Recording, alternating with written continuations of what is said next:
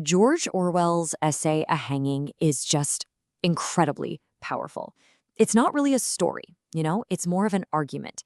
And it's all built around one single vivid morning in Burma.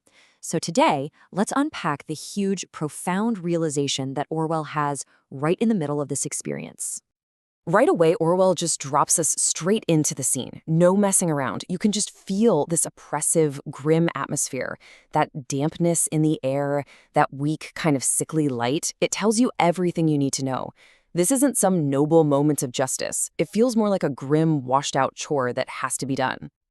And in this setting, we start to see just how cold and mechanical the whole thing is. This isn't about passion or revenge or anything like that. No, it's just a process. A job. And take a look at how he describes the prisoner. He's not some kind of monster. He's basically a nobody. Just a puny wisp of a man. And that description of him being handled like a live fish, that really says it all. He's not even a person anymore. He's just an object, a thing that the system needs to manage. And this quote, this just perfectly captures the mindset of the officials. The superintendent is impatient, sure, but it's not about justice. It's about the schedule. The man's execution is holding up the morning routine, holding up breakfast for the other prisoners. It's just an administrative headache for him.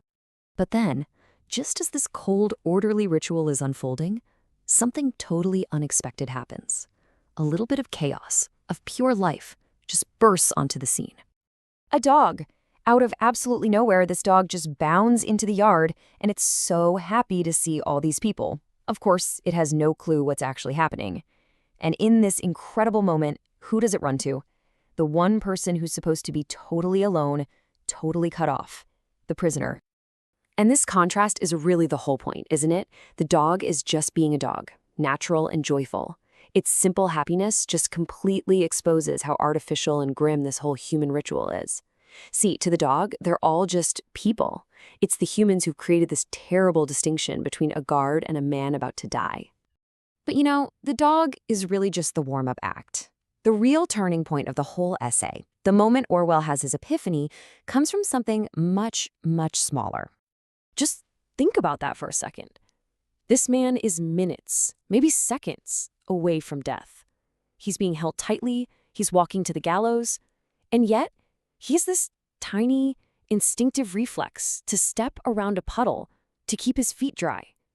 It's so mundane, so human. So what's the big deal? Why is this the moment that changes everything for Orwell? Why does this one tiny, insignificant action hit him so hard?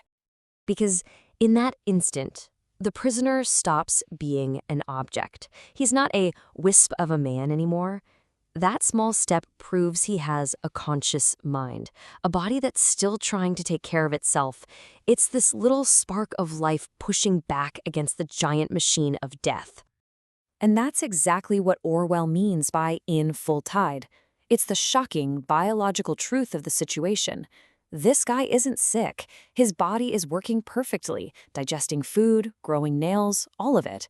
He is 100% alive. And they're about to just flip the switch off. So from this point on, everything is different for the narrator. He's fully aware now, and those final moments at the gallows become almost impossible to watch. The prisoner, who has been silent this whole time, finally finds his voice. But he's not begging for his life. He's chanting to his God. It's this steady, rhythmic sound, like a bell tolling, marking every single second of life he has left. Can you imagine? That sound becomes the sound of life itself, and it absolutely torments the guards. They're not thinking about justice anymore. All they want is for the noise, for that man's life, to stop. It's a pretty brutal confession of how uncomfortable they are with what they're doing. And then it's just over. The shift from that constant chanting to absolute dead silence is so jarring, so final. The sound of life is just gone. And this is the result. That thought that hit Orwell back at the puddle, now it's a fact. An entire consciousness, a whole world of memories and thoughts that existed only in that one mind, has just been wiped out. Now, what happens next might actually be the most revealing and honestly the weirdest part of the entire essay. The tension just snaps, and the reaction from the men is, Well, it's bizarre. All of a sudden, everyone is almost giddy. But it's not happiness, it's something else. It's like this hysterical release of pressure. They've all just taken part in something completely unnatural. And now that the job's done, their brains are just scrambling to feel normal again. And get this. Look what they start talking about. The conversations are just so jarring. A new cigarette case, a story about another prisoner, a bottle of whiskey. They are grabbing onto anything, absolutely anything, to avoid talking about what just happened. This moment is just deeply, deeply unsettling. They latch onto this grim story about a previous execution and find it hilarious. This shared, totally inappropriate laughter, it's a defense mechanism, right? A way for them to build a wall between themselves and the reality of what they just did. And just when you, the reader, might get swept up in this weird, jokey atmosphere, Orwell yanks you right back with this one, simple, bone-chilling sentence. The laughter, the drinks, none of it matters. A dead man is lying just over there.